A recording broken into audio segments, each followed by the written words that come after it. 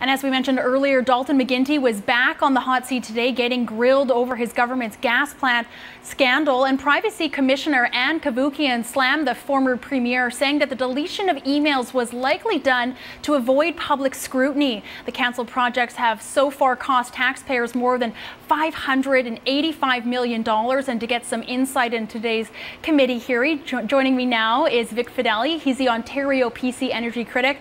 I want to thank you for joining us today, and I really want to get your thoughts on former Premier Dalton McGuinty's testimony. Was it sufficient in your mind? Oh, not at all. He was unapologetic. He still just doesn't get it. I talked to him about the staggering $585 million, and he chuckled a couple of times. And basically what I said is, nobody out there is laughing. Their hydro bills have doubled under you. He just doesn't get it, and his discussion on the deleted emails was not plausible. And I was watching the hearing, and time again, he did refer to his former chief of staff, who basically said that it all comes down to a lack of training, that they're kind of reverting back to the issue that their staff weren't trained accordingly, that emails were deleted for that reasoning alone. And he also mentioned that he provided 130,000 documents, but were any of these documents key in understanding what went on? Well, that's precisely the argument we have. It's not the 130,000 we finally got after 9 long months. It's the ones we don't have, the ones that were deleted, and the deleted email then destroyed. You know, you can say that it's a complicated thing and nobody gets it, but I'll have to tell you, you know, morally you know when you're doing something wrong, but it's quite simple. Your emails are allowed to be deleted after they're put on a archive, and there's nothing simpler than that. Did you find that Dalton McGuinty was evasive in terms of some of the questioning that we heard today? Do you think he didn't answer the questions? I mean, Ontarians really want some clear answers in regard to the gas plant scandal. Do you think they got the answers they wanted to hear? Not at all. Here we are 9 months later. We still don't know how much the scandal cost and who ordered the cover-up. But what I asked him many times last time and this time when he knew there were 2 sets of costs. And this is what ties Kathleen Wynne in. She was there on July of 2011 to approve this whole thing starting when she was a cabinet minister, and he would not answer that question last time, the 20 times I asked it, or today the dozen times I asked him. He was reluctant because it'll just prove that she knew way back when.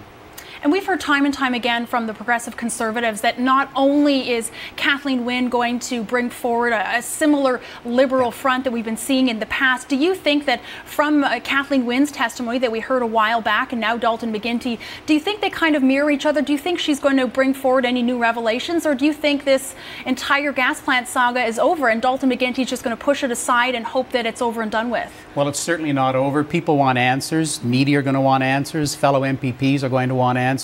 What Kathleen Wynne won't tell us again is when she knew these costs, because that will prove that both she and her caucus misled the rest of our caucus.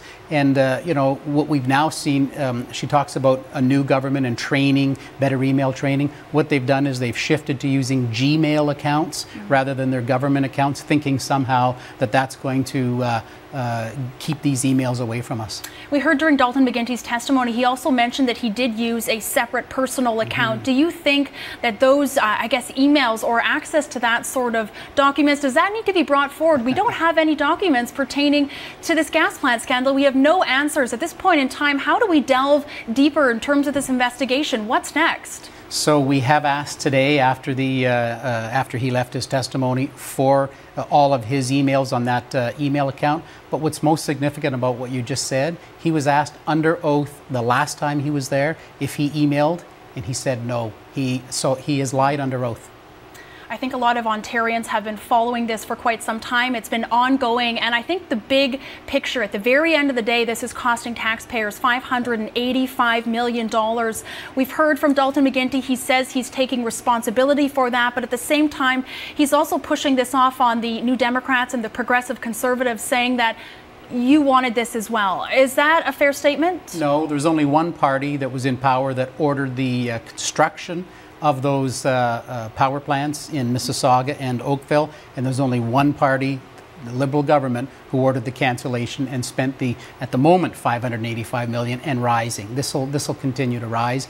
That's why your hydro bills have doubled in the last 9 years under Dalton McGuinty.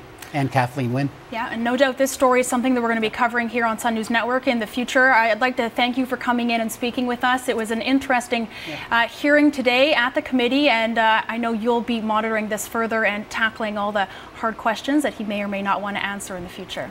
Thank you, Alexandra. Thank you very much. That was Vic Fedeli. He's the Ontario PC Energy Critic, and he joined us live in studio.